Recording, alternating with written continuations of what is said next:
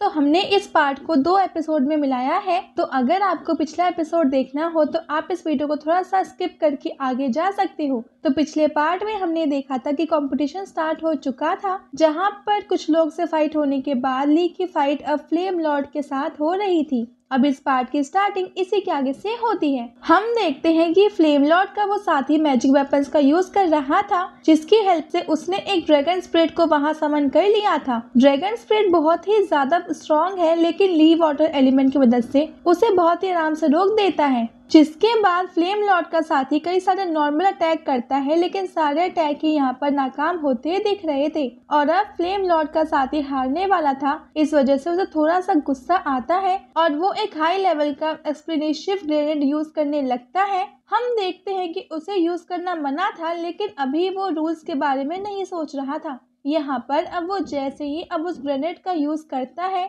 तो हम देखते हैं कि वो बहुत तेज ब्लास्ट होता है। ली को भी अब उस चीज से डैमेज पहुंचा था, लेकिन फिर ली अपनी वाइन्स की मदद से अब उस लड़के को वहां पर पकड़ लेता है। अब यहाँ पर वो पकड़ा गया था और हार भी गया था, जिसके बाद अब डीन को वहां आना पड़ता है। वो वहां पर आकर कहते हैं कि तुमने ये बहुत बड़ी मिस्टेक की है और तुम्हें ऐसा नहीं करना चाहिए था, ये रूल्स के अगेंस्ट है। हमने तुम्हें परमिशन दी थी कि तुम मैजिक वेपन्स और कुछ पावरफुल वेपन्स का यूज कर सकते हो, लेकिन इस तरह की इलीगल चीजों का यूज इस तरह से एकेडमी की फाइट में करना बहुत गलत है।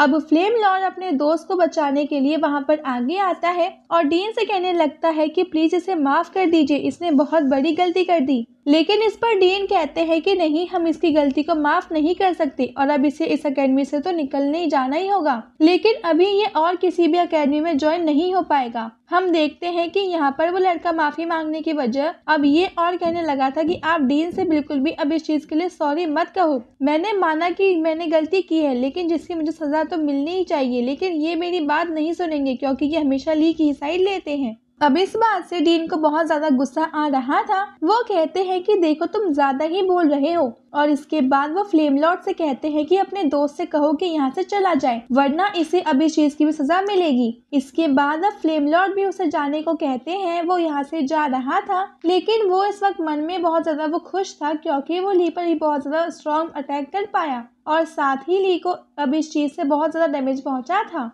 हम देखते हैं कि उसके जाने के बाद जब ली अपने आप को हील करने की कोशिश कर रहा था तो उस रेंडियर की पावर से तब यहाँ पर डीन कहते हैं कि आपको ली की हेल्प करनी चाहिए। ऐसा अब वो उस मास्टर से कह रहे थे जो कि गेम को होस्ट कर रहा है, लेकिन मास्टर साफ मना कर देते हैं। अब ली के ग्रैंडफादर यानी कि ओल्ड मैन कहते हैं कि आखिर ऐसा क्यों, किसी को चोट लगी है, तुम्हें तो उसे हील करना चाहिए। लेकिन इस पर वो मास्टर कहने लगता है कि नहीं, मैं कंपटीशन में ऐसा कोई रूल नहीं है कि उसे ठीक किया जा सकता हो, और वैसे भी बड़े कंपटीशन में अगर ली को ऐसी चोट लगी तो फिर आप वहाँ पर जाकर ये बात नहीं कह सकते हो। और अगर आप भूले ना हो तो आपको बता दे कि ये कंपटीशन भी अब उस बड़े कंपटीशन की तैयारी के लिए किया जा रहा है। अब उस मास्टर की बात सही थी, ये लोग भी एग्री करते हैं।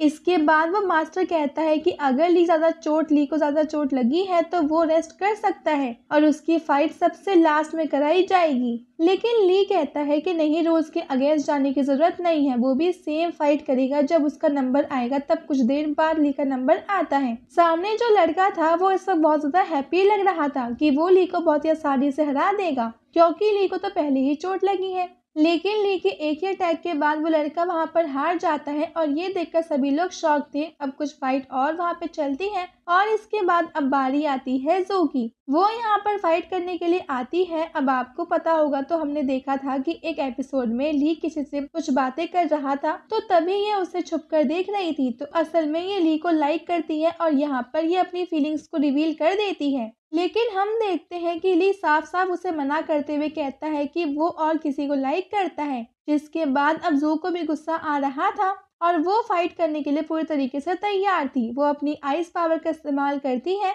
हमें पहले से पता है कि वो आइस मैजिशियन है और आइस फैमिली की बहुत ही जीनियस डॉक्टर है और आइस फैमिली की बहुत ही जीनियस डॉटर है। इसकी पावर बहुत ही ज्यादा है और ये इंटरमीडिएट लेवल पर है, सभी मास्टर भी जानते थे। अब ली की फाइट बहुत ही ज्यादा टफ होने वाली है और अब ली के हारने के चांस हैं। यहाँ पर जो अटैक करना स्टार्ट करती है उसके अटैक बहुत ही स्ट्रांग थे और ली को भी उन्हें रोकने में दिक्कतें हो रही थी। अब कुछ मास्टर्स कह रहे थे कि ली इस बार नहीं जीत पाएगा, साथ ही ली के दोस्त भी चिंता कर रहे थे, लेकिन ली हार मानने को तैयार नहीं था। वो सोच रहा था कि अगर अब वो यहाँ पर ही हार गया तो फ्लेम लॉर्ड से वो कैसे जीतेगा, और अगर उससे हार गया तो फिर तो बहुत बड़ा नुकसान हो जाएगा। जू यहाँ पर बहुत सारे स्ट्रॉन्ग अटैक करती है, लेकिन अब ली सच में हारने ही वाला था, लेकिन वो रुक गई थी। वो कहती है कि मैं तुम्हें एक और मौका देती हूँ। ली का फेस बहुत ही कॉन्फिडेंट लग रहा था। वो कहता है कि ठीक है, फिर अपनी पूरी पावर का इस्तेमाल करो। अब इसके बाद उन दोनों में फिर से फाइट होना स्टार्ट हो गई थी।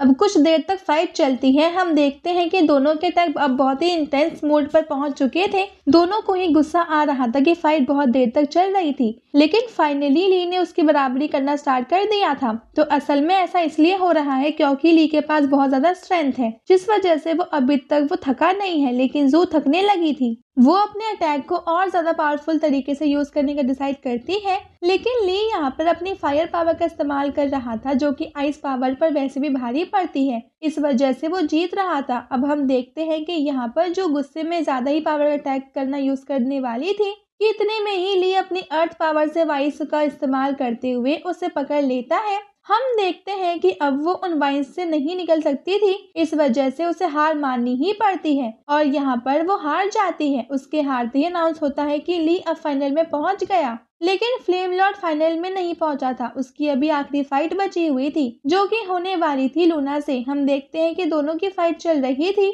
दोनों ने यहाँ पर अपने अपने स्पीड बीस्ट को चुना था फाइट करने के लिए। लूना के पास एक पैंथर है। अब ज्यादा टाइम वेस्ट ना करते हुए उनकी फाइट स्टार्ट होती है। हम देखते हैं कि वो बीस्ट अलग फाइट कर रहे थे और यहाँ पर वो दोनों अलग फाइट कर रहे थे। हम देखते हैं कि यहाँ पर लूना अपने लाइटनिंग पावर का यूज कर रही थी, लेकिन फ्लेम लॉर्ड सच में बहुत ही ज्यादा स्ट्रांग है। उसके जो अटैक थे वो लेवल 5 के थे और सभी लोग शॉक होते हैं ये देखकर कि फ्लेम लॉर्ड ने अपना लेवल ब्रेक थ्रू कर दिया है और अब वो 5 लेवल पर पहुंच चुका है। डीन सोच रहे थे कि आखिर ऐसा कैसे पॉसिबल है, लेकिन दूसरे मास्टर कहते हैं कि ऐसा पॉसिबल है। अभी तक फ्लेम लॉर्ड की पूरी पावर अनलॉक नहीं हुई है, बस उसका लेवल 5 अनलॉक हो चुका है। अभी उसे और ट्रेनिंग करनी है इस लेवल की पूरी पावर्स को हासिल करने में। वैसे वो दोनों ये भी बात कर रहे थे कि फायर क्लेन वाले इसे एक्सेप्ट कर सकते हैं और अपने क्लेन का मेंबर बना सकते हैं, क्योंकि ये बहुत ही जल्दी प्रोग्रेस कर रहा है। और अगर ली के साथ साथ देखा जाए तो यही सेकंड स्टूडेंट है जो कि इतनी फास्ट यहाँ अगले स्टेज पर पहुंचा है।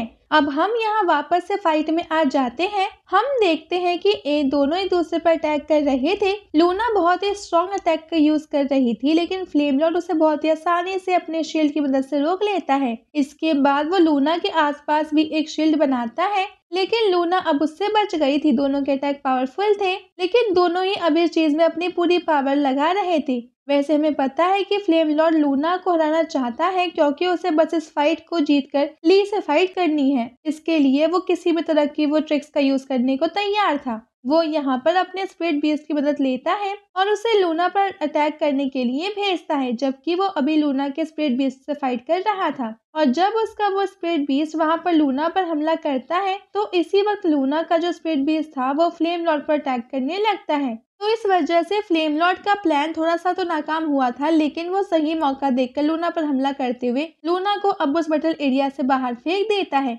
लूना ने अभी तक हार नहीं मानी थी। वो फिर से फाइट करने के लिए वहाँ एरिना में आ रही थी, लेकिन तभी वहाँ के होस्ट मास्टर वहाँ पर आते हैं और कहते हैं कि नहीं, तुम आगे नहीं जा सकती हो, ये फाइट यहीं पर एंड होती है। मगर हम देखते हैं कि लूना ऐसा नहीं चाहती थी। वो फाइट फिर से करना चाहती थी, उसने हार नहीं मानी थी, लेकिन मास्टर कहते हैं कि नहीं, फाइट फिर से नहीं हो सकती क्योंकि तुम हार चुकी हो। बैटल एरिना से बाहर निकलना इसका मतलब हार जाना होता है। वो कहने लगती है कि इसने डार्क मैजिक का यूज किया है। गाइस, अगर आपको याद ना हो तो डार्क मैजिक का यूज करने के लिए फ्लेम लॉर्ड ने किसी चीज का यूज किया था, जो कि हमने कुछ पार्ट पहले ही देखी थी। अब यहाँ पर वो मास्टर क्या ही कहता, क्योंकि वो तो डीन की बेटी है। लेकिन फिर डीन वहाँ पर आकर उसे समझाते हैं और कहते हैं कि अगर तुम हार जाती हो तो तुम्हें हार मान लेनी चाहिए। और सेम चीज यहाँ पर ली भी कह रहा था, जिसके बाद अब वो मान जाती है। अब कुछ देर बाद फाइट होनी थी फ्लेम लॉर्ड और ली के बीच में, जिसकी तैयारी के लिए यहाँ पर लूना ली के पास आती है और उसे मोटिवेट करते हुए कहती है कि उसे फ्लेम लॉर्ड को हराना है और उसका बदला लेना है। लेकिन साथ ही वो ये भी कह रही थी कि अगर तुम हारने लगे तो हार मान जाना, जिस पर ली कहता है कि चिंता मत करो, मैं इस चीज का ध्यान रखूंगा। तो अब फाइनली वो दोनों सामने आते हैं। फाइट स्टार्ट होने वाली थी, लेकिन यहाँ पर पहले उनके बीच में बातें होने लगती है, जहाँ पर फ्लेम लॉर्ड कहता है कि तुम मुझसे नहीं जीत सकते, मैं तुमसे ज्यादा लेवल पर हूँ और वैसे भी मैंने तुमसे ज्यादा प्रैक्टिस की है। लेकिन यही सेम चीज ली कहता है कि नहीं, तुम मुझसे नहीं जीत सकते। और जब उनके स्पीड बीस्ट आगे आते हैं तो इसके बाद ये पार्ट यहीं पे खत्म हो जाता है। अगर आपको ये वीडियो अच्छी लगी प्लीज इसे लाइक कर दीजिएगा और साथ साथ चैनल सब्सक्राइब जरूर से कर लेना। अब मिलते हैं आपसे अगले वीडियो में, तब तक टेक केयर।